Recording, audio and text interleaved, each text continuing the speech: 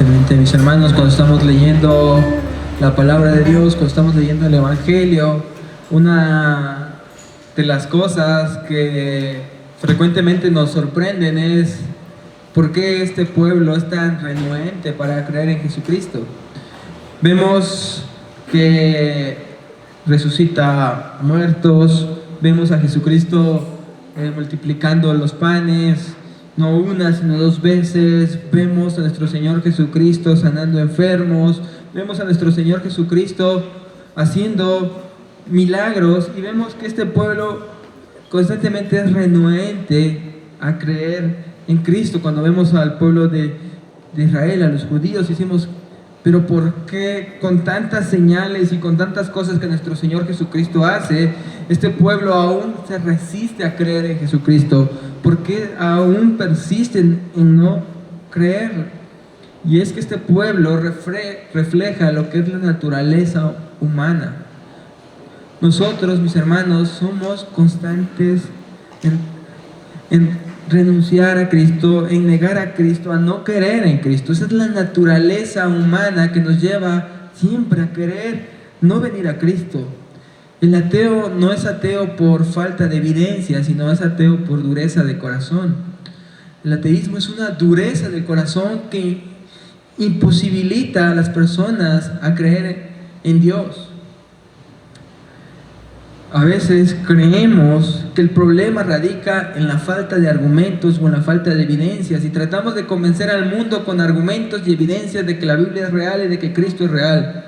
Pero el problema nunca ha sido las evidencias, el problema siempre ha sido el duro corazón humano que se niega a creer en Jesús. Recordaremos la historia de Lázaro y el rico, que cuando Lázaro muere, va al seno de Abraham, y desde ahí el hombre rico que estaba en el tormento pide y le ruega: Padre Abraham, si tan solo fuera alguien de entre los muertos fuera y anunciara a mi familia, ellos creerían y no vendrían a este lugar. ¿Y qué le responde Abraham en este relato? Le dice: si no creen a Moisés y los profetas, no creerán aunque alguien se levante de entre los muertos. Porque no es la falta de evidencia lo que vuelve al hombre incrédulo, es la dureza de su corazón lo que vuelve al hombre incrédulo. El hombre puede ver a alguien resucitar de entre los muertos, el hombre puede ver milagros, puede ver señales y permanecer incrédulo. Porque la incredulidad no tiene su raíz en la lógica ni en la falta de argumentos. La incredulidad tiene su raíz en la dureza de nuestro corazón. Nuestro corazón duro que se resiste a creer en nuestro Señor Jesucristo. Y la condición humana va a ser representada en el pasaje del día de hoy por medio de un hombre que es ciego de nacimiento. Todos los hombres nacemos bajo esta condición en términos espirituales. Todos los hombres nacemos en una ceguera espiritual. El texto de hoy, que abarca el capítulo 9 y que se va por todo el capítulo 9 del relato hasta llegar al verso 41, tiene como objetivo apuntar hacia la ceguera espiritual. Es un hombre ciego de nacimiento que recibe la vista por la obra sobrenatural de Dios. Nuestro Señor Jesucristo obra para que este hombre pueda recibir la vista. Pero los fariseos, los judíos, van a rechazar a este hombre, van a cuestionarlo a él. Sus vecinos lo van a cuestionar a él, los fariseos lo van a cuestionar a él, incluso van a traer a los padres para que, porque se niegan a creer que Jesús haya sanado a un ciego de nacimiento. Dicen: no, traigamos a los padres. Y aún ante toda la evidencia de lo que Jesús hizo, aún teniendo al ciego frente a ellos que ahora ve, aún teniendo a los padres que dicen: sí, Él es nuestro hijo, aún con toda la evidencia frente a ellos, se niegan a creer en Jesús. ¿Por qué? Jesús apuntará a la ceguera de ellos, que ellos son ciegos realmente. Que la peor ceguera con la que nace el ser humano no es la de sus ojos físicos, sino es la ceguera espiritual que le imposibilita de ver a Dios y conocer a Cristo. Ese es nuestro verdadero mal. Hoy veremos la mitad de la historia y abarcaremos el capítulo 9 hasta el verso 23. Capítulo 9 del 1 al 23. Y la enseñanza principal y el mensaje principal de la historia lo veremos la otra semana, que va en el desenlace, que va del verso 24 al verso 41. Pero veremos por medio de estos versículos la condición de pecado con la que todos nacemos y la imposibilidad que nos da de ver a Dios y a Cristo, y veremos la necesidad de tener un encuentro con Cristo para ser librados de esa ceguera que solo la luz del mundo puede traernos vista para conocer a Dios y conocer a Cristo. Entonces veamos versos del 1 al 23 del capítulo 9. Dice así: Al pasar Jesús vio a un hombre ciego de nacimiento y le preguntaron sus discípulos diciendo: Rabí, ¿quién pecó, este o sus padres, para que haya nacido ciego? Respondiendo Jesús: No es que pecó este ni sus padres, sino para que las obras de Dios se manifiesten en él. Me es necesario hacer las obras del que me envió, entre tanto que el día dura. La noche viene cuando nadie puede trabajar. Entre tanto que estoy en el mundo, soy la luz del mundo. Dicho esto, escupió en la tierra e hizo lodo con la saliva y untó el lodo con los ojos del ciego. Y se le dijo: Ve a lavarte al estanque de Siloé, que traducido es enviado. Fue entonces y se lavó y regresó viendo. Entonces los vecinos y los que antes habían visto que era ciego decían: ¿No es este el que se sentaba y mendigaba? Unos decían: Él es. Otros: a él se parece. Él decía: Yo soy. Y le dijeron: ¿Cómo te fueron abiertos los ojos?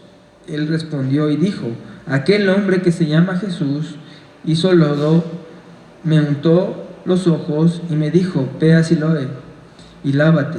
Y fui y me lavé y recibí la vista. Entonces le dijeron: ¿Dónde está él? Él dijo: No sé.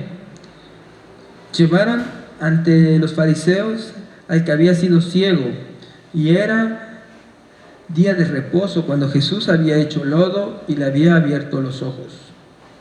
Volvieron pues a preguntarle también los fariseos cómo había recibido la vista. Él dijo: Me puso lodo sobre los ojos y me lavé y veo.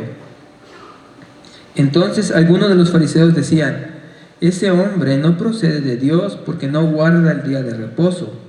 Otros decían: ¿Cómo puede un hombre pecador hacer estas señales? Y había disensión entre ellos.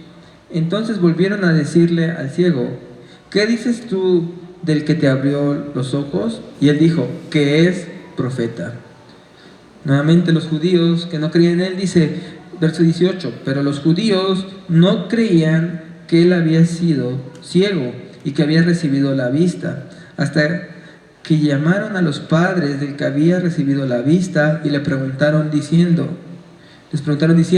¿es este vuestro hijo el que vosotros decís que nació ciego? ¿Cómo pues ve ahora? Sus padres respondieron y dijeron: sabemos que este es nuestro hijo y que nació ciego, pero cómo ve ahora no lo sabemos, o quién le haya abierto los ojos, nosotros tampoco lo sabemos. Edad tiene, preguntadle a él y él hablará por sí mismo. Esto dijeron sus padres porque tenían miedo de los judíos, por cuanto los judíos ya habían acordado que si alguno confesase que Jesús era el Mesías, fuera expulsado de la sinagoga. Por eso dijeron sus padres: edad tiene, preguntadle a él. Muy bien, mis hermanos, hasta ahí vamos a dejar la historia por el día de hoy. Continuaremos con la segunda parte de este relato la próxima semana hasta acabar el capítulo, pero vamos a ir viendo una serie de situaciones. Primero, Juan nos lleva a que los discípulos tienen una pregunta hacia nuestro Señor Jesucristo y le dicen, este hombre, cuando ven a ese hombre que había sido ciego de nacimiento, preguntan, ¿este hombre nació ciego por su pecado o por el pecado de sus padres? Dentro de la cultura hebrea, los judíos creían que este tipo de males venían a causa de un pecado en específico. Y ellos veían a un pecado en específico y apuntaban siempre a un pecado en específico. Como en el caso de Job. Ahí nos dice Hendrickson que, como en el caso de Job, que los judíos ¿qué hacían? Culpaban a Job de que su mal era por un pecado y lo acusaban de un pecado en específico, no cuidar de las viudas y los huérfanos. Decían, es porque tú has sido duro con las viudas y los huérfanos, esto te vino. ¿Por qué? Porque dentro de su concepción el mal venía por algo que habían hecho de una forma particular. Y ellos se preguntaban, ¿quién hizo ese mal? ¿Lo hizo él o lo hicieron sus padres? Pero nuestro Señor Jesucristo tomará y dirá que ni es por el pecado propio ni el de sus padres, que ese no es el asunto, sino que todo esto ha acontecido para que las obras de Dios se manifiesten en él. Es decir, mis hermanos, que las situaciones de nuestra vida son ordenadas para que las obras de Dios se manifiesten. En otras palabras, las situaciones de nuestra vida son ordenadas para llevarnos a Cristo. Eso es lo que debemos entender, mis hermanos, que no hay situación difícil en la vida que no haya sido ordenada para llevarnos a Cristo. No hay situación compleja en nuestra vida que no nos vaya a llevar a encontrar a Cristo cuando hemos sido por Dios llamados, por Dios elegidos. Y es que la raíz del mal de este hombre no se encontraba en el pecado propio o de sus padres, algún pecado en específico como la mentalidad judía creía, sino se encontraba dentro de el mal que es común a todos los hombres. Este hombre había nacido ciego por el pecado y la condición humana que todos los hombres poseen, es decir, por el pecado de nuestros padres, de Adán, el pecado original. Todos los hombres nacemos afectados por el pecado. Algunos lo hacen evidente por medio de una ceguera física, algunos nacen con algún problema físico, otros nacen con algún problema en el corazón, otros nacen con alguna afectación, pero la realidad es que toda condición humana es nacer afectado por el pecado. Mis hermanos, la condición del hombre es estar en este mundo afectado por el pecado. Todos hemos sido afectados por el pecado. No es que él haya hecho algo en el vientre en específico, o que sus padres hayan hecho algo muy malo en específico. ¿Por qué este hombre nació? Y uno de los grandes problemas de por qué los fariseos no pueden venir a Cristo es porque no pueden aceptar su condición pecaminosa. Vamos a ver después que en el final de la historia, ¿qué le dicen los fariseos a este hombre? Le empiezan a cuestionar y este hombre dice, ¿por qué me preguntan tanto? ¿Quieren hacer acaso ustedes sus discípulos? Y ellos enojados le responden, ¿qué nos vas a enseñar tú, pecador, que naciste en pecado? Como si ellos no hubiesen nacido en la misma condición, en pecado.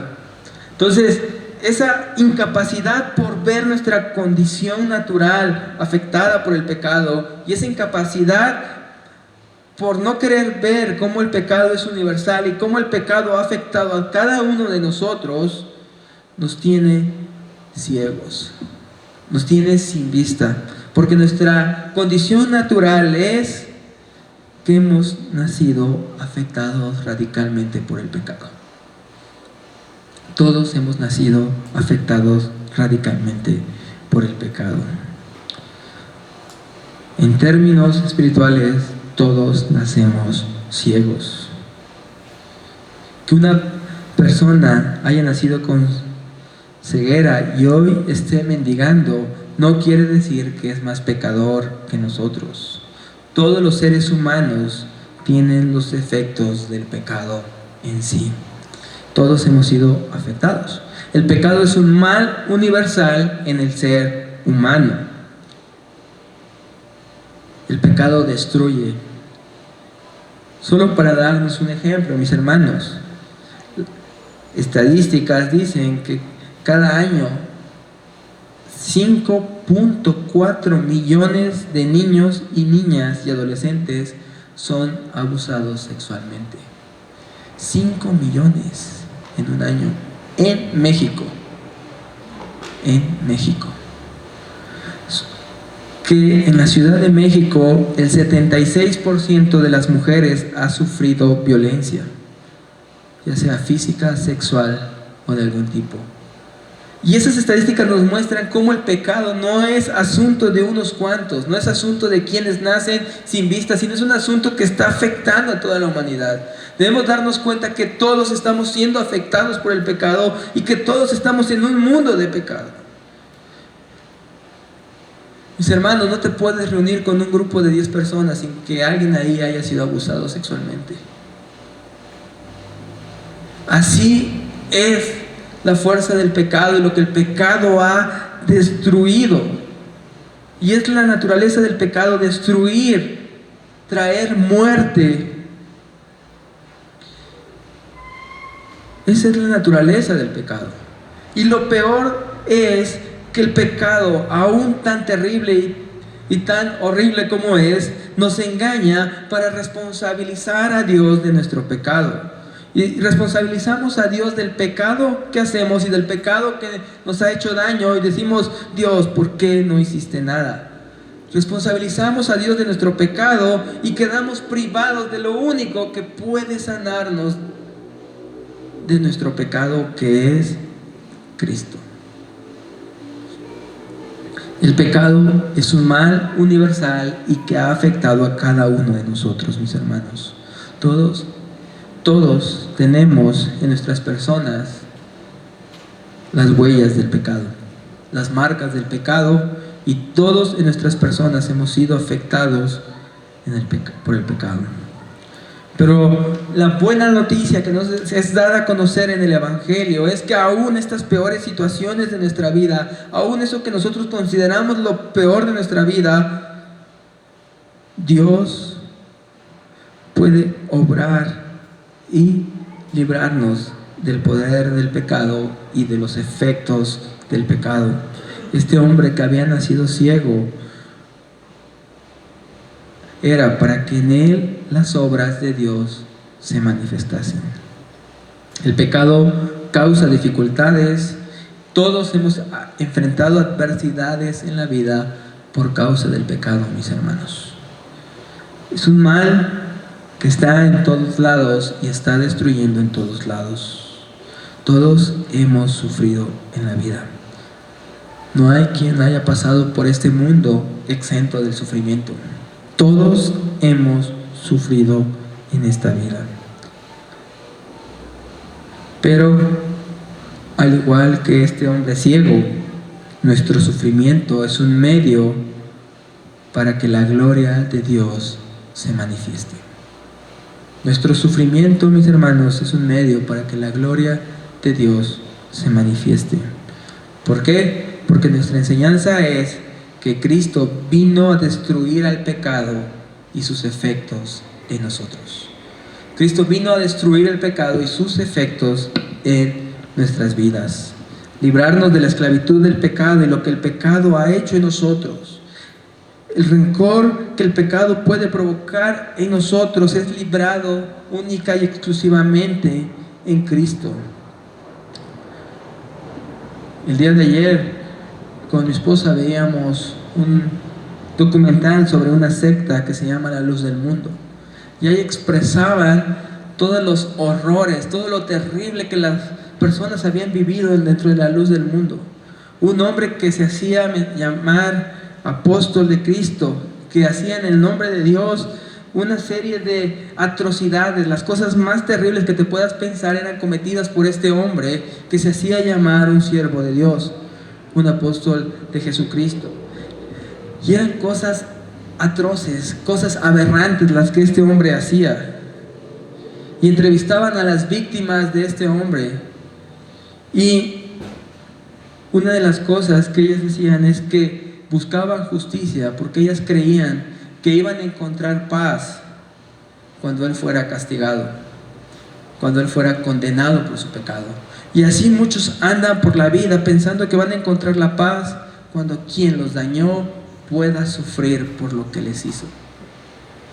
Pero la realidad, mis hermanos, es que no vamos a encontrar paz del pecado hasta que no vengamos en Cristo y en Cristo seamos sanados. La sanidad para estas mujeres y para cada uno de nosotros no está en que la persona que nos hizo daño sufra terriblemente. Está en venir a Cristo y que los efectos del pecado en nuestra vida sean limpiados por Cristo y por la cruz de Cristo. Solo en Cristo podemos encontrar la verdadera sanidad para nuestra alma, para nuestra vida. Mis hermanos, claro que todos anhelamos que este hombre sea castigado y pague por sus delitos.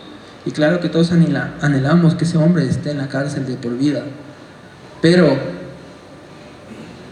la sanidad de estas personas y de cada uno de los que hemos sido afectados por el pecado está en Cristo y solo en Cristo.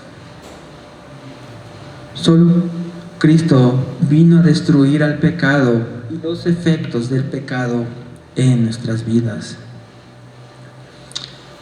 Cristo nos sana de los efectos del pecado, de cualquier condición, y aún los momentos más difíciles de nuestra vida pueden ser sanados solo en Cristo. Y esto debe llevarnos a Cristo. Aún eso tan terrible debe llevarnos a Cristo. Hace unos días un hermano nos contaba su testimonio y nos decía que él y su pareja habían estado deseando tener un hijo por mucho tiempo. Este hermano y su esposa buscaban tener un hijo y no podían, y no podían, y no podían. Y dice que eso era un anhelo para ellos en su corazón, y su cuestionamiento era: Dios, ¿qué estamos haciendo mal? ¿Qué estamos haciendo mal? ¿Por qué no podemos tener un hijo? ¿Por qué no podemos tener un hijo?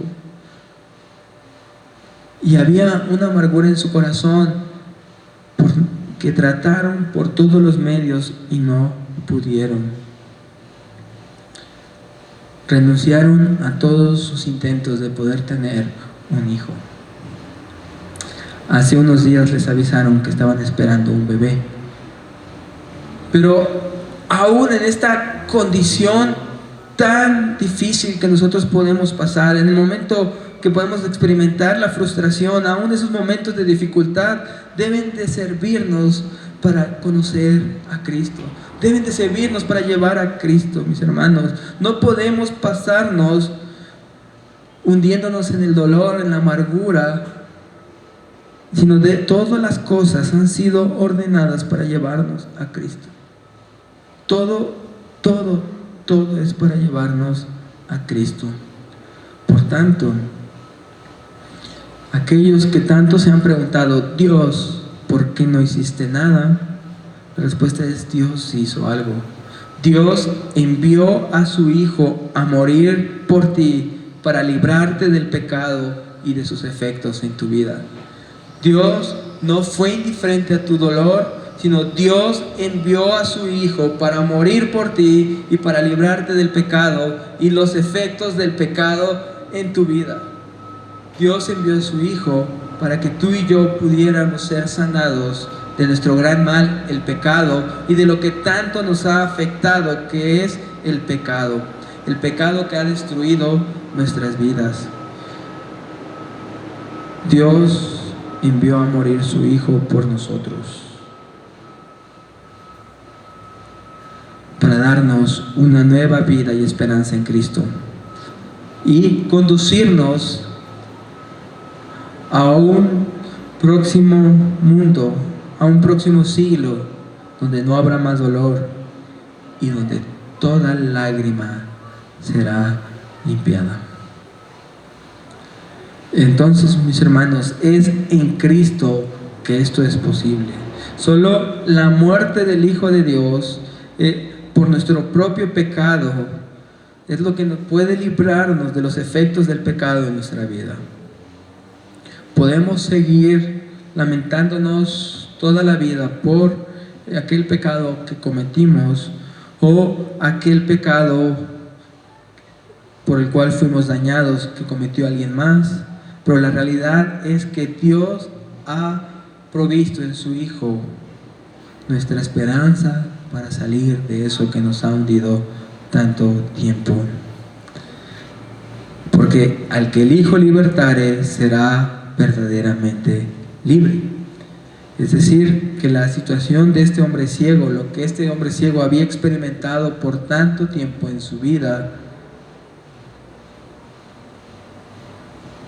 lo que le había tachado por tanto tiempo en su vida, iba a convertirse en el camino que lo llevaría a Cristo. El dolor más profundo de su vida fue lo que lo llevó a encontrarse con Cristo. Mis hermanos, porque es solo en Jesús, que es la luz del mundo, que los ciegos pueden tener vista. Y a este segundo punto me dirijo, y es que Jesús es la luz del mundo que da vista a los ciegos. Juan dice: la luz en las tinieblas resplandece y las tinieblas no prevalecieron contra ella. Este es nuestro Señor Jesucristo, que trae la luz a un mundo en tinieblas y da vista a los ciegos. Estamos ante un Señor que es la luz del mundo, ante el cual las tinieblas se disipan.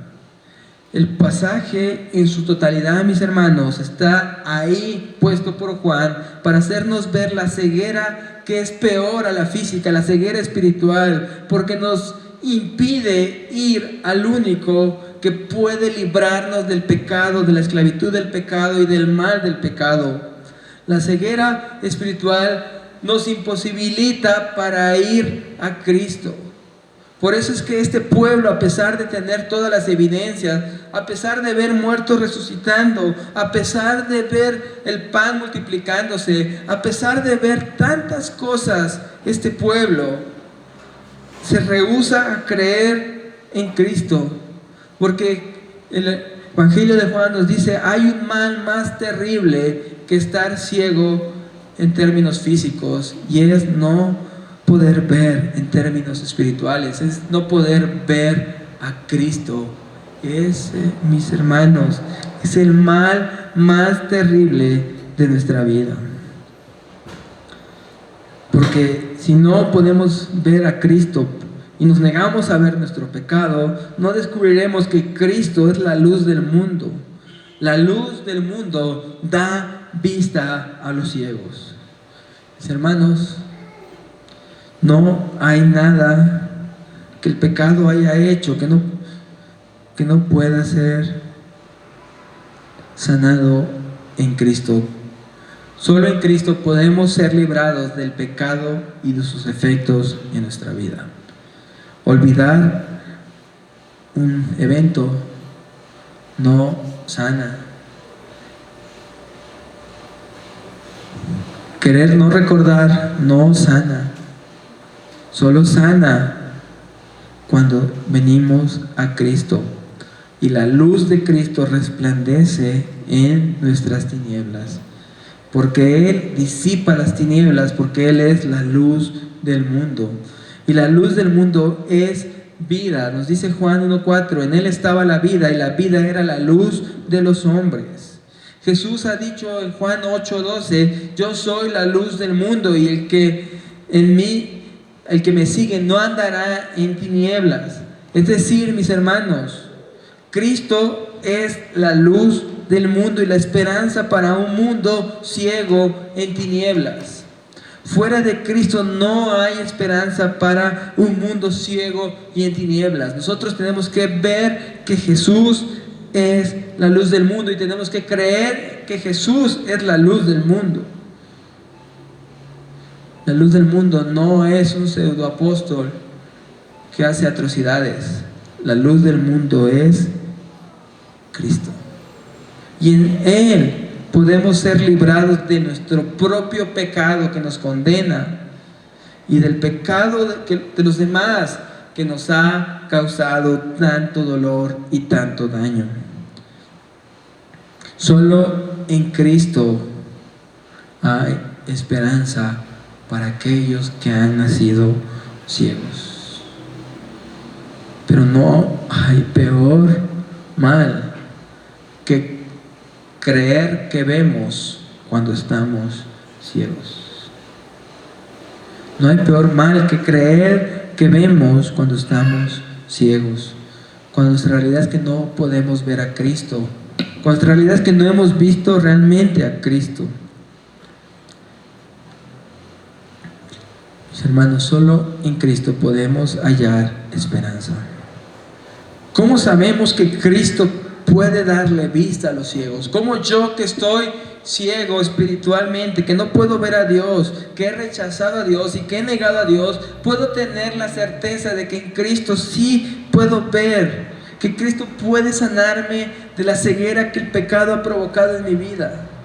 Esta ceguera que me ha hundido en tinieblas, en amargura, en dolor, en frustración, día y noche, llenando mi corazón de amargura, de rencor, de frustración y de odio que el pecado ha provocado en mi vida. ¿Cómo puedo tener la garantía de que Él verdaderamente puede librarme de esta condición? Si tú has cargado con el mal del pecado, sabes lo pesado que es.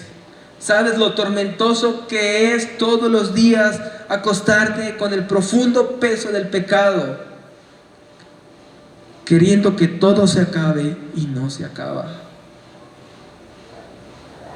Has incluso pensado quitar tu propia vida para ver si así el tormento que el pecado ha causado termina. Porque el pecado ha venido a destruir.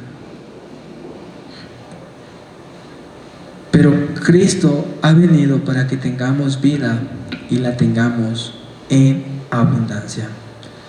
Y Cristo va a mostrar su capacidad de dar vista a los ciegos, de librar a los esclavos del pecado por medio de un milagro. Recordemos que las verdades que Cristo enseña en lo espiritual lo muestra en lo físico. Es decir, cuando un hombre andaba postrado y le dice: tus pecados te son perdonados, ¿qué dicen los judíos? ¿Quién te crees tú para decir que los pecados de este hombre son perdonados? ¿Y qué hace Cristo? Una obra física que muestra la verdad de que Él puede perdonar pecados. Dice: para que vean que el Hijo del Hombre puede perdonar pecados, te digo, levántate y anda. ¿Y qué pasó? Se levantó y anduvo. Y quedó evidenciado que Dios estaba respaldando las palabras de este hombre. Entonces, nuestro Señor Jesucristo, Juan va a apuntarnos a ver de que Cristo puede librarnos de la ceguera a través de un milagro en lo físico. Y nos va a mostrar en los versos 6 y 7 qué hace nuestro Señor Jesucristo con este hombre ciego de nacimiento. Dicho esto, escupió en la tierra, hizo lodo con la saliva y untó el lodo en los ojos del ciego y dijo: ve a lavarte en el estanque de Siloé, que traducido es enviado. Fue entonces y se lavó y regresó viendo. Mis hermanos, esto fue algo que conmocionó a esta ciudad. Para nosotros que hemos leído esta historia, tal vez ya estamos tan familiarizados que no nos impactamos con la historia.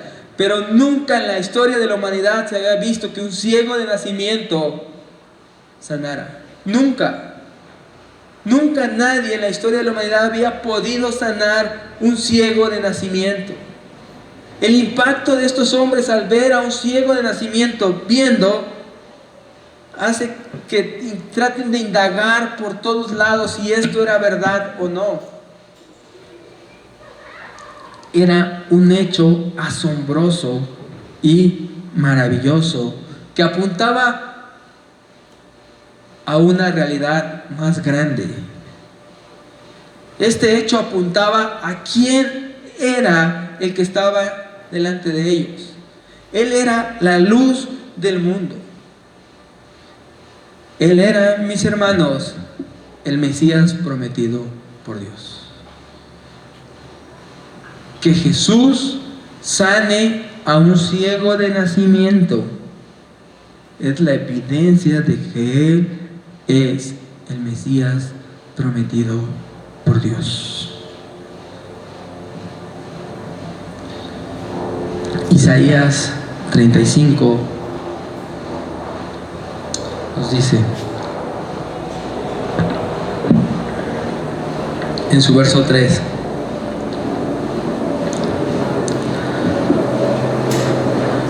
fortaleced las manos cansadas, afirmad las rodillas endebles, decid a los de corazón apocado, esforzaos, no temáis, he aquí que vuestro Dios viene con retribución, con pago. Dios mismo vendrá y os salvará. Dice, Dios mismo vendrá y os salvará. Esta es una noticia asombrosa, mis hermanos. Qué noticia tan grande, que Dios mismo vendrá a salvar a su pueblo. Dios mismo vendrá y os salvará. Y nosotros podríamos decir, ¿cuál va a ser la evidencia de que Dios mismo ha venido a salvarnos? ¿Cuál va a ser la evidencia de que Dios mismo vino a salvarnos? ¿Cuál va a ser esa esperanza para aquel que tiene las manos cansadas, para aquel que tiene las rodillas endebles, para aquel que tiene el corazón debilitado, apocado, temeroso? ¿Cuál va a ser su esperanza de que Dios mismo va a venir a salvarlo? Y Dios nos apunta a una señal. Verso 5 de Isaías 35. Entonces los ojos de los ciegos serán abiertos. Entonces los ojos de los ciegos serán abiertos y los oídos de los sordos se abrirán.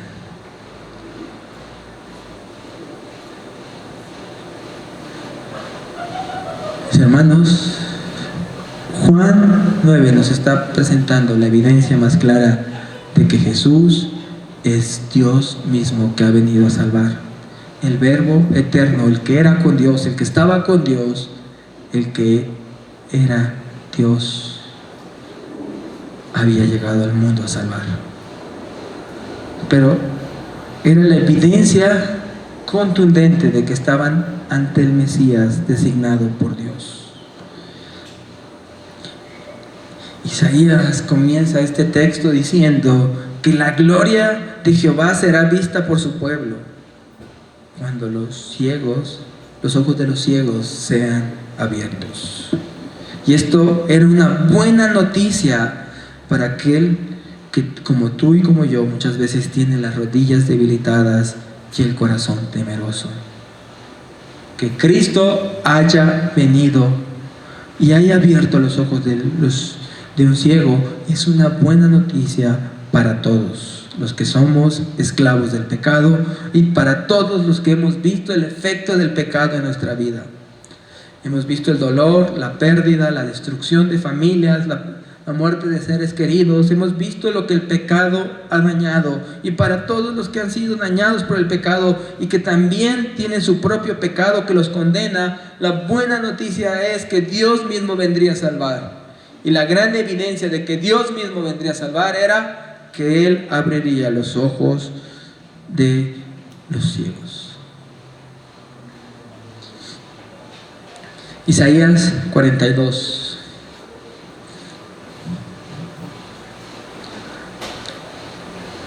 Ahí en Isaías 42, Vamos a ver un texto sobre el ungido del Señor.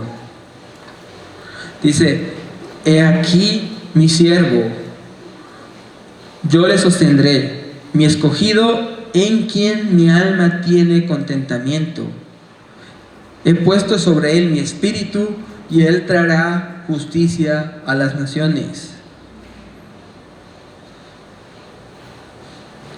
Entonces Isaías nos dice: este es el siervo de Jehová, el escogido de Dios, en quien el alma de Jehová tiene contentamiento, aquel que posee el espíritu de Dios y que es la justicia para todas las naciones. Nuevamente, ¿qué se nos dice sobre este hombre? Verso 6 de Isaías 42. Yo, Jehová, te he llamado en justicia y te sostendré por la mano. Te guardaré y te pondré por pacto al pueblo. Dios iba a poner a este hombre por pacto al pueblo y por luz de las naciones. ¿Para qué? Verso 7. Para que abras los ojos de los ciegos. Para que abras los ojos de los ciegos, para que saques de la cárcel a los presos y de cada casa de prisión de los que moran en tinieblas. Mis hermanos, este pasaje no es solo esperanza para aquel que ha nacido ciego. En lo físico, este pasaje es de esperanza para todos los que hemos nacido ciegos en lo espiritual, para los que andamos en tinieblas. Porque ¿cuál era la evidencia que Dios iba a sacar a los presos de las tinieblas? Que Dios abriría los ojos de los ciegos. Y al abrir los ojos de los ciegos, Él iba a dar evidencia de que todos los que andaban presos en tinieblas iban a ver la luz en Cristo. La evidencia de quién es Jesús es presentada acá en Juan 9. La evidencia de que Él es la esperanza para ti y para mí está acá en Juan 9. La evidencia de que Dios no ignoró tu dolor y tu sufrimiento es Juan 9. Dios envió a su Hijo para sacarnos de las prisiones de las tinieblas, para sacarnos de ese profundo dolor que el pecado había causado, para librarnos del peor mal de nuestra vida, que no es el pecado que otros cometieron con nosotros, es el pecado que nosotros mismos cometimos.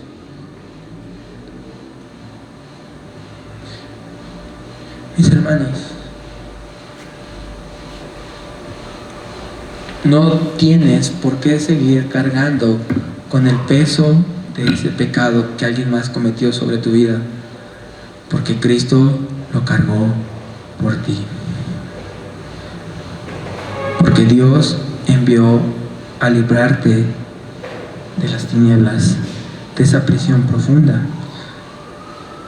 El peso que tu propio pecado ha traído a tu vida también es librado en Cristo.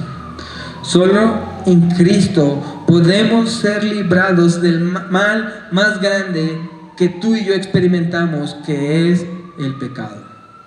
Pero hay una gran necesidad de hacer una advertencia. Y es la advertencia que surge de la respuesta de los judíos al milagro. Y aquí veremos, con este punto cerraremos. La incredulidad no es por falta de evidencia, sino por ceguera espiritual. Mis hermanos, ¿cómo esperaríamos reaccionar si conocemos este texto?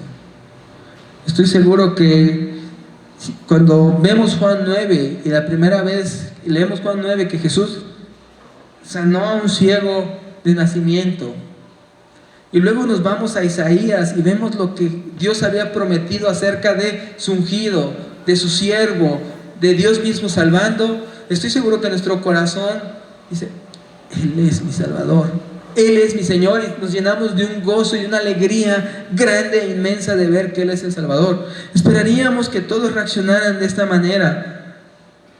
Mis hermanos, estos hombres sabían Isaías, no lo ignoraban, no desconocían Isaías, no sabían, ellos eran conscientes que Isaías había dicho que cuando el Salvador, el siervo de Dios, se presentara, abriría los ojos de los ciegos. pero se niegan a creer. ¿Por qué? Porque pueden saber esta verdad, pero por la dureza de su corazón se mantienen en incredulidad. Porque el corazón incrédulo no es convencido por las evidencias.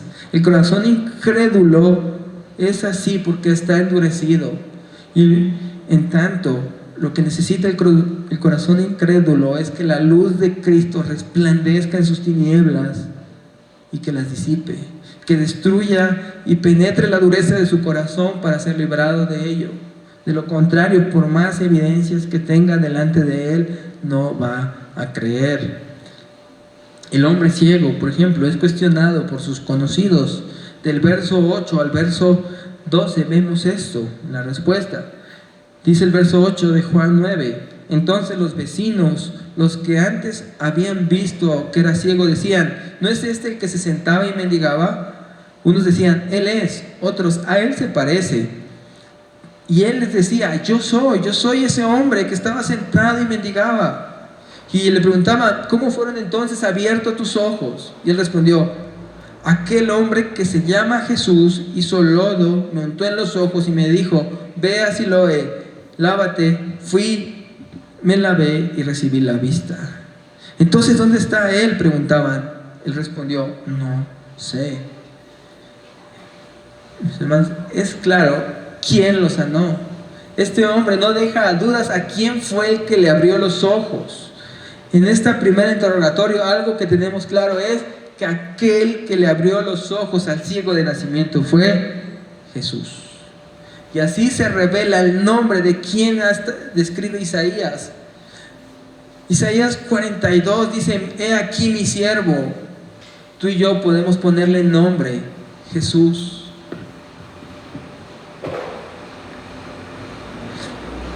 Pero este hombre es llevado y es interrogado no solo por sus conocidos, sino también por los fariseos.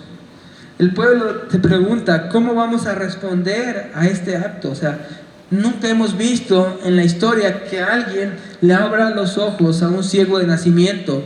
¿Cómo respondemos a esto? ¿Cómo interpretamos este suceso? Y harían lo que tú y yo haríamos ante la duda de cómo interpretar algo. Van con aquellos que saben de la ley y que conocen los textos del Antiguo Testamento para explicarles lo que acaba de acontecer y que ellos puedan explicar cómo entendemos esto que ha sucedido. Y van y se dirigen a los fariseos. Verso 13 al verso 17.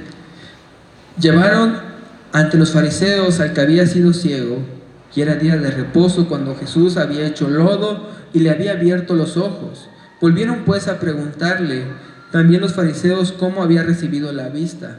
Él dijo: me puso lodo sobre los ojos, me lavé y veo. Entonces algunos de los fariseos decían: este hombre no procede de Dios porque no guarda el día de reposo. Otros decían: ¿cómo puede un hombre pecador hacer estas señales? Y había disensión entre ellos. Entonces volvieron al ciego a decirle al ciego: ¿qué dices tú de aquel que te abrió los ojos? Y él respondió: que es profeta. Ellos conocían, mis hermanos, más que nosotros Isaías 35 y 42. Ellos sabían que anunciaba la venida de la salvación de Dios y el siervo de Dios mediante una señal: los ojos de los ciegos serían abiertos. Pero a pesar de la evidencia, se negaban a creer porque su institución humana era más importante que la evidencia de la palabra. ¿Cómo pudo haber hecho esto en sábado?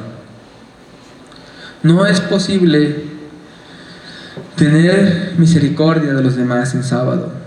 La misericordia de Dios rebasaba el entendimiento de estos hombres. Mis hermanos, estos hombres se niegan a creer en Cristo, no porque no conozcan la palabra, porque la saben. No porque no tengan evidencia, tienen a un ciego que ha sido sanado frente a ellos. Se niegan a creer en Cristo por la dureza de su propio corazón. Por la dureza de su propio corazón. Y no conformes, mandan a llamar a los padres para también interrogarlos.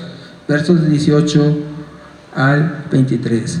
Pero los judíos no creían que él había sido ciego y que había recibido la vista, hasta que llamaron a los padres del que había recibido la vista y le preguntaron diciendo: ¿es este vuestro hijo, el que vosotros decís que nació ciego? ¿Cómo pues ve ahora? Sus padres le respondieron: sabemos que es nuestro hijo, que nació ciego, pero ¿cómo ve ahora? No lo sabemos. ¿O quién le haya abierto los ojos? Tampoco lo sabemos. Edad tiene, preguntadle a él y él hablará por sí mismo. Esto dijeron sus padres porque tenían miedo de los judíos, por cuanto los judíos habían acordado que si alguno confesara que Jesús era el Mesías, fuera expulsado de la sinagoga. Por eso dijeron sus padres: edad tiene, preguntadle a él.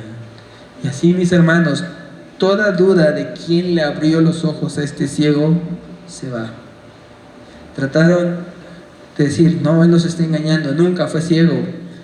Mandaron a llamar a los padres y dijeron: efectivamente, este es nuestro hijo y este es ciego de nacimiento. La evidencia a favor era contundente. A este hombre ciego Jesús le había abierto los ojos, pero solo había una explicación para ello: Jesús es el Mesías. Era la única razón para esto. No había otra explicación para decir que Jesús había sanado a un ciego de nacimiento. La única respuesta lógica a este suceso era: Jesús es el Mesías. Pero se niegan a creer, persisten en su incredulidad, porque como hemos dicho, la incredulidad no es un asunto de falta de evidencia, es un asunto de ceguera espiritual. Es un asunto de dureza en el corazón, mis hermanos. Anthony Flew fue uno de los promotores más grandes que el ateísmo tuvo en el siglo pasado. Escribió libros y dictó conferencias a favor del ateísmo. En el año 2004, Flew anunció un cambio de opinión. Dijo que creía que un Dios debía existir. El ateo más reconocido, uno de los ateos más reconocidos del siglo pasado, había dicho en 2004 que él creía que debía existir un Dios. Y afirmó que debido a la evidencia científica y filosófica había llegado a creer en la existencia de algún tipo de creador. ¿Él creyó en Jesús? No. Porque la fe no es por falta de evidencias, es por dureza del corazón, mis hermanos. Podía reconocer que todo apuntaba a la existencia de un Dios, pero no podía reconocer que ese Dios era Jesús. ¿Por qué? Porque es un asunto de dureza de corazón. Recordemos nuevamente la historia de Lázaro y el hombre rico. ¿Qué le pide este hombre rico a Moisés? A Abraham. Le dice: por favor, que alguien se levante dentro de los muertos y vaya a ver a mi familia, porque si alguien se levanta dentro de los muertos y va con mi familia, ellos van a creer, ellos se arrepentirán y creerán. ¿Qué responde Abraham? Ni porque un muerto se levante van a creer, porque la fe no se sostiene por la evidencia, porque no salen de la incredulidad por la evidencia, sino salen cuando la luz de este mundo, Jesucristo, alumbra en sus tinieblas, rompe su corazón de piedra y su corazón es transformado. Para creer se requiere una transformación de corazón, no un conjunto de evidencias. Para creer se requiere a la luz del mundo. Y para estar en incredulidad, lo único que se necesita es persistir en la dureza de nuestro corazón. Mis hermanos, nadie podrá responsabilizar a Dios de su incredulidad. Nadie podrá responsabilizar a Dios de su incredulidad, porque evidencias suficientes a favor de Dios hay. Evidencias suficientes a favor de Cristo hay. Y los hombres que persisten en su incredulidad es por una razón: desean persistir en la dureza de su corazón. Pues, hermanos, que Cristo haya sanado a un ciego es la evidencia de que Él es la luz del mundo, que Él es el Mesías prometido, que Él es el siervo de Jehová. Y esta es una buena noticia para todos aquellos que durante tanto tiempo hemos vivido en tinieblas, para aquellos que hemos sufrido por el pecado y que hemos sido esclavos del pecado y que hemos sido dañados por el pecado y hemos experimentado el dolor que el pecado causa en nuestras vidas. Nadie nos va a contar lo terrible que es el pecado, porque lo hemos experimentado en carne propia cada uno de nosotros. Cada uno de nosotros ha visto lo terrible que es su propio pecado y lo terrible que es el pecado de los demás, que tanto daño también nos ha hecho. Todos nosotros que hemos vivido en tinieblas y en oscuridad, solo el siervo enviado por Jehová, el que es la luz para las naciones, puede sacarnos de esas tinieblas. Y Juan nos revela quién es Él. Nos dice: Él es Jesús. A lo que Isaías ve como un hombre que vendría, Juan le da un nombre y dice: se llama Jesús. Él es quien puede librarnos de las tinieblas, porque Él es la luz del mundo. Oh, mis hermanos, nuestro corazón no encontrará paz cuando aquellos que nos han hecho daño sufran. Nuestro corazón encontrará paz cuando le vea a la luz del mundo, cuando vea a Cristo. Ahí encontraremos la paz y la vida. Ahí los efectos del pecado serán destruidos ante la cruz de Cristo. Cuando veamos a Cristo y solo a Cristo. Porque solo en Cristo, mis hermanos, las tinieblas se disipan. Solo en Cristo. Por tanto, oremos, mis hermanos. Oremos para que Dios nos permita ver la luz del mundo, para que continuemos viendo la luz del mundo y recordemos que Él es nuestra esperanza, que no podemos persistir llenándonos de amargura y de odio, sino debemos perdonar, debemos ser liberados del peso del pecado, porque Cristo murió por nosotros. Y que aún las situaciones más difíciles que hemos vivido en nuestra vida nos llevarán a conocer a Cristo. Nos llevarán a conocer a Cristo. Recuerdo, y yo lo conté en otras ocasiones, a un hermano, alguna vez que visitábamos la cárcel, todos los presos casi siempre dicen: yo no debería estar acá, soy inocente. En una cárcel el 99% de las personas dice: yo soy inocente. Pero había un preso en particular que decía, y había escrito una carta que estaba publicada en la cárcel: doy gracias a Dios por estar en este lugar, porque aquí conocí a Cristo. Porque sabía que la situación más difícil de su vida le había llevado a conocer a Jesús. Así, mis hermanos, oremos para que en cada situación de nuestra vida conozcamos a Jesús. Señor, te damos gracias por tu bondad, te damos gracias por tu misericordia, te damos gracias por quién eres tú, mi Dios.